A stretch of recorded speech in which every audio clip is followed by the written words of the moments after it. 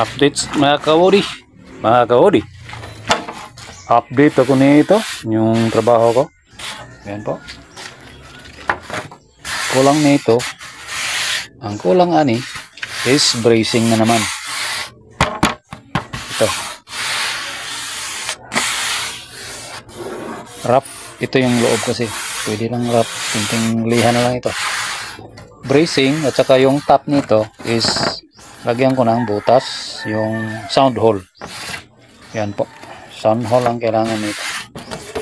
Mimili ako nito kung saan yung harap,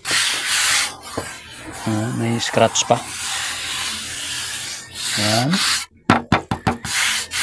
sana magandang tunog. So, ang second guitar ko, handmade guitar.